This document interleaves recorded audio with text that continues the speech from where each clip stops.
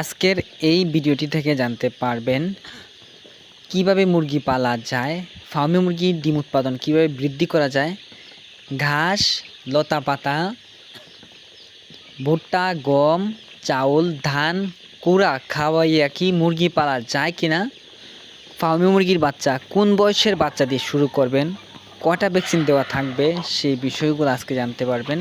দয়া করে সম্পূর্ণ ভিডিওটি দেখতে থাকবেন, একটু মিস করবেন না, তাহলে আপনি অনেকগুলা বিষয় জানতে পারবেন। তো আমি সিলেট থেকে, আমার নাম হচ্ছে মোহাম্মদ সুজন মিয়া। আমি 9 বছর ধরে খামার করতেছি। এইগুলার আমার মোটামুটিভাবে জানা আছে কিভাবে কি করতে হবে। তো প্রথম বিষয়টা হচ্ছে, আপনারা আমাকে অনেকে বলেন যে ভাই আমার একটা রুম আছে, রুমের ভিতরে আমি মুরগি পালবো, আমি একটা শেড করছি, আমি মুরগি পালবো, আমার বারান্দা আছে, আমি মুরগি পালবো, আমার ঘরের মানে বাড়ির ছাদে জায়গা আছে, আমি মুরগি পালবো। তো কতটুকু জায়গা লাগবে? তো আসলে আপনারা যদি 500 মুরগি লালন পালন করেন, তাহলে আপনাদের 750 ফিট বা 800 ফিট জায়গা প্রয়োজন হবে। অতএব 100টি মুরগি থেকে আপনাদের 150 স্কোয়ার ফিট জায়গা লাগবে। আপনারা অনেকে বলেন যে ভাই ধান, গুঁড়া, ভুট্টা, চাউলের গুঁড়ি এগুলা খাওয়ায় কি, বা ঘাস খাওয়ায় কি, ভাত খাওয়ায় কি মানে মুরগি পালা যাবে কি না?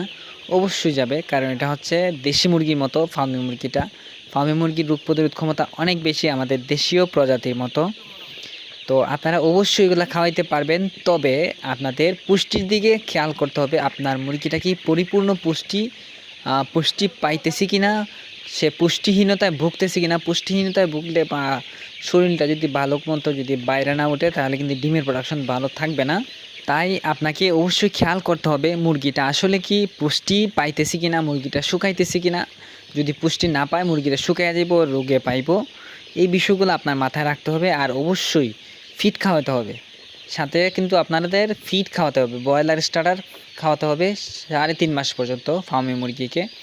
সাথে আপনারা ঘাস রাখতে পারেন, ধানের কুড়া না খাওয়াইলে সবচেয়ে ভালো হয়। আপনারা যদি ভুট্টা খাওয়াইতে পারেন, খাওয়ান, ঘাস খাওয়ান। যদি পারেন ছোটো ছোটো মাছ আছে, কিনতে পাওয়া যায়, একটু একটু নরম হয়ে গেছে, এগুলা খাওয়াইতে পারেন। তারপরে আপনাদের ছোটো ছোটো করে ঘাস খাওয়াইতে পারবেন।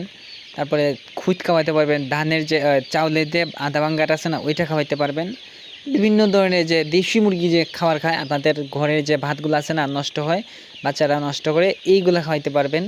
মানে বিভিন্ন ধরনের আইটেম খাওয়াইতে পারবেন। যেমন দেশি মুরগি, এক কথা দেশি মুরগি যেগুলো খায়, সবচেয়ে বড় বিষয় হচ্ছে আপনারা আদা খাওয়াইবেন। অবশ্যই আদা, রসুন এগুলো খাওয়াইবেন। খাওয়াইলে মুরগি ঠান্ডা থেকে মানে বাঁচিতে পারবেন। নিম পাতা খাওয়াইবেন, তারপরে ওই যে থানকুনি পাতা আছে না, ওইগুলো খাওয়াইবেন। খাওয়াইলে মুরগি অনেক অনেক অনেক সুস্থ থাকবে। অনেকে বলেন যে ভাই আমি কোন বয়সের মুরগির বাচ্চা দিয়ে শুরু করব? আমি বলবো অবশ্যই অবশ্যই আপনারা 1 মাসের বাচ্চা দিয়ে শুরু করবেন, কারণ 1 মাসের বাচ্চাতে আমরা 6টা ভ্যাকসিন করে দিতেছি। আর আপনারা যারা বাচ্চা নিয়ে খামার শুরু করতে চান, সর্বনিম্ন আমাদের থেকে 100 পিস বা 200 পিস নিয়ে শুরু করতে পারেন। ব্রাহ্মণবাড়িয়া, সিলেটের ভিতরে চাইলে নিতে পারেন, ঢাকার ভিতরে নিতে পারবেন। তো আমাদের স্ক্রিনে দেওয়া নাম্বারে কল দিবেন, ঠিক আছে, যাদের প্রয়োজন হয় আর কি। আর এটা হচ্ছে ডিমের জন্য। আর আমার চ্যানেলটি অবশ্যই অবশ্যই সাবস্ক্রাইব করবেন। ধন্যবাদ।